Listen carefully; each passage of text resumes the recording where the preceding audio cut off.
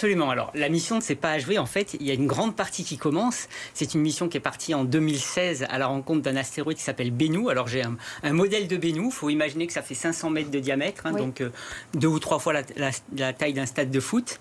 Et la mission, la sonde s'est posée dessus quelques secondes en 2020 pour en récolter des échantillons et les ramener sur Terre, et ils sont arrivés donc dimanche. Alors ça ne s'arrête pas maintenant parce qu'en fait l'idée c'est de pouvoir analyser ces échantillons sur Terre. Donc maintenant il y a toute la phase d'analyse, ce qui est un énorme travail, et nous avons la chance à Nice d'avoir un grand cosmochimiste, Guy Libourel, qui est en charge de la coordination de l'analyse des échantillons pour la France, et la NASA a accordé que nous soyons dans l'équipe d'analyse préliminaire, donc nous allons recevoir quelques grains à Nice qui viennent de 300 millions de kilomètres. C'est ça, parce que ce sont 250 grammes qui ont été prélevés. Déjà, c'est beaucoup. Alors oui, alors pour l'instant, on n'est pas encore sûr de la masse. C'est une estimation basée sur ce qu'on a vu quand on a récolté avec les images. Et pour l'instant, le cylindre qui contient l'échantillon n'est pas encore ouvert. Il est au Johnson Space Center à Houston, aux États-Unis. D'ailleurs, je m'y rends dans 2 jours. Et quand on va l'ouvrir, on va vraiment savoir ce qu'on a. On détecte déjà des choses autour, donc on sait qu'on a récolté. 250 grammes, c'est énorme. Ça veut dire que c'est la plus grande quantité d'échantillons qu'on aura ramené depuis les missions Apollo lunaires dans les années 70. Depuis, il y a eu 2 missions japonaises qui ont ramené des échantillons d'astéroïdes, qui étaient un succès extraordinaire, mais celle qui a ramené le plus, c'était 5 grammes. Là, 250 grammes, on peut faire beaucoup de choses, sachant qu'on utilise d'abord un quart de ces échantillons pour les analyser dans l'analyse préliminaire. Et le reste, en fait, c'est pour les distribuer de façon internationale plus tard et pour les garder pour les futures générations de chercheurs qui auront de meilleurs instruments.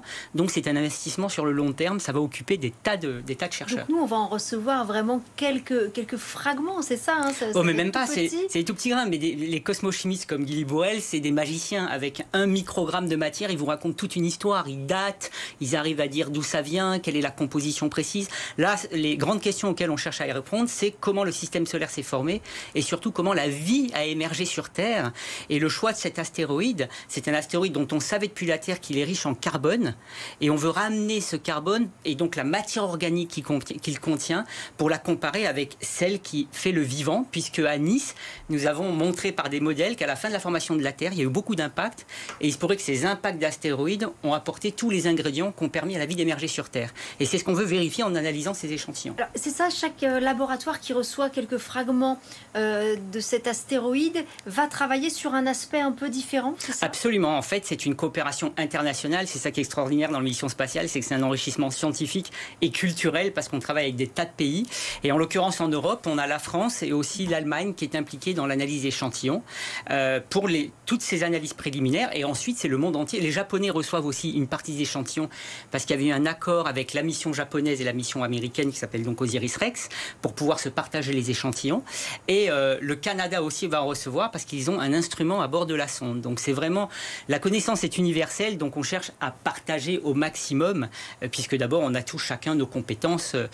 Ici, c'est un laboratoire à Sophia Antipolis qui s'appelle le CREA, qui a un instrument qui s'appelle la cathodoluminescence. Alors ne me demandez pas ce que c'est, ce serait trop long d'ailleurs, et puis même moi je ne suis pas sûr de tout comprendre, mais en gros c'est un instrument unique qui permet d'avoir accès à des données sur la minéralogie des grains avec une précision et une rapidité inégalées. Donc c'est à Nice et aussi à Sophia Antipolis, là aussi, hein, c'est à l'intérieur de l'Université Côte d'Azur et à l'Observatoire de la Côte d'Azur qu'on analyse tout ça.